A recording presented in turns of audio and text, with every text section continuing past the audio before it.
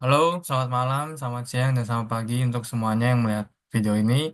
Perkenalkan, nama saya Alexander Anugrah Emmanuel Soherman dengan NIM 352 30272 dari kampus Quick&Gi dan berjurusan akuntansi. Sekarang saya ingin membahas tentang pendidikan kewarganegaraan yang pertama, bab pertama, yaitu pendidikan kewarganegaraan, landasan dan tujuannya. Pendidikan kewarganegaraan memegang peran sentral dalam membentuk karakter bangsa. Kajian ini akan membahas latar belakang, tujuan, dan referensi utama. Tujuannya adalah untuk memahami pentingnya pendidikan ini dalam konteks Indonesia. PowerPoint ini dibuat oleh Dr. Spencer Rippelhout Hutapea. Lanjut, mengapa pendidikan kewarganegaraan penting? Ada tiga aspek. Yang pertama, ada meningkatkan kesadaran dan pemahaman warga negara tentang hak dan kewajiban. Kedua, membangun rasa cinta dan tanggung jawab terhadap tanah air. Tiga, mendorong partisipasi aktif warga negara dalam pembangunan. Sejarah pendidikan kewarganegaraan di Indonesia. Masa kemerdekaan. Akar historis PKN sejak awal kemerdekaan, pembentukan identitas nasional menjadi fokus utama. Kedua, Orde Lama hingga Reformasi. Evolusi konsep pendidikan kewarganegaraan mengikuti dinamika politik. Kurikulum mengalami perubahan signifikan. Transformasi kurikulum, adaptasi terhadap kebutuhan zaman, pendidikan nasional pun terus berkembang seiring berkembangnya zaman. Tujuan utama pendidikan kewarganegaraan. Pertama, warga negara yang bertanggung jawab. Mendorong warga negara untuk berpartisipasi aktif dalam kehidupan berbangsa dan bernegara. Kedua, mampu berpikir kritis. Membekali warga negara dengan kemampuan berpikir kritis untuk menyelesaikan permasalahan bangsa. Ketiga, memiliki integritas moral, mendorong pembentukan karakter dan integritas moral warga negara yang kuat. Landasan filosofis, ada Pancasila, pastinya filosofi dasar negara yang menjadi fondasi utama negara Indonesia ini. Ada juga nilai kebangsaan, menanamkan rasa cinta tanah air dan semangat nasionalisme. Ada juga pendidikan kewarganegaraan, persatuan dan kesatuan, prinsip penting dalam penjaga keutuhan bangsa melalui pendidikan. Kerangka hukum, UU Sisdiknas, Undang-Undang Sistem Pendidikan Nasional sebagai payung hukum. Peraturan pemerintah, peraturan pemerintah tentang kurikulum mengatur implementasi pendidikan kewarganegaraan.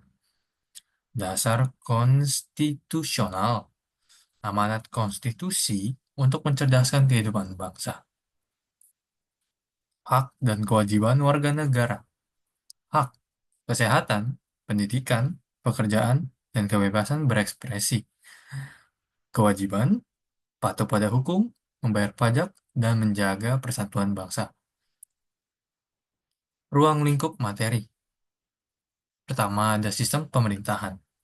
Pemahaman tentang struktur dan fungsi pemerintahan. Ada kedua, hak dan kewajiban. Hak dan kewajiban sebagai warga negara. Ketiga, nilai demokrasi. Nilai-nilai demokrasi dan kebangsaan yang universal. Keempat, etika. Etika dalam bermasyarakat dan bernegara. Peran pendidikan kewarganegaraan di perguruan tinggi. Menanamkan nilai-nilai kewarganegaraan, yaitu memperkuat rasa cinta tanah air dan tanggung jawab warga negara. Kedua, membekali keterampilan berdemokrasi, mendorong mahasiswa untuk aktif berpartisipasi dalam proses demokrasi. Ketiga, membangun generasi pemimpin, membentuk mahasiswa menjadi calon pemimpin yang berintegritas dan bertanggung jawab. Metode pengajaran, interaktif, pendekatan interaktif dan partisipasi. Kedua, simulasi, simulasi dan studi kasus relevan.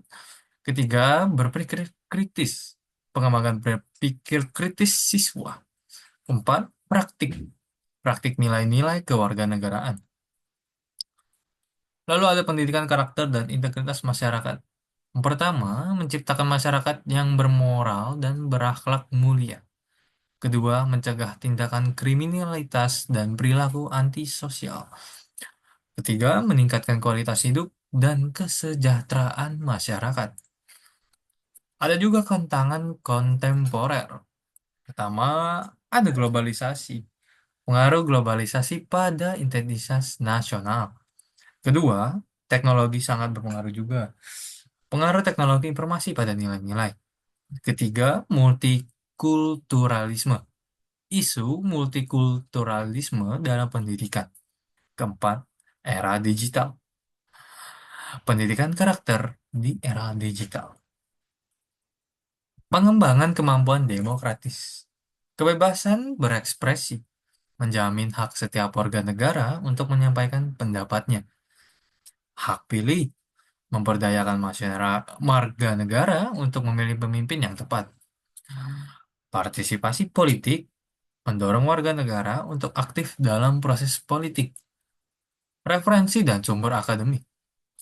Pertama, ada alih pendidikan kewarganegaraan. Kedua, penelitian terkini. Ketiga, sumber terpercaya. Area alih pendidikan kewarganegaraan menjadi acuan utama. Penelitian terkini memberikan wawasan baru. Sumber-sumber akademik terpercaya memperkaya materi pembelajaran ini. Kualitas kepemimpinan warga negara. Pertama, integritas, kejujuran dan komitmen terhadap nilai-nilai luhur bangsa. Kedua, kepemimpinan, kemampuan untuk memimpin dan memotivasi orang lain. Ketiga, komunikasi, kemampuan untuk berkomunikasi secara efektif dan persuasif. Keempat, keadilan, memperjuangkan hak dan keadilan bagi semua warga negara Indonesia. Kesimpulan dan prospek masa depan. Pentingnya, pendidikan kewarganegaraan yaitu sangat penting bagi kita warga negara Indonesia untuk mempelajarinya. Visi, visi pengembangan kurikulum yang dapat diadaptasikan dengan lebih cepat. Strategis, peran strategis dalam pembangunan bangsa. Sekian penjelasan saya, terima kasih.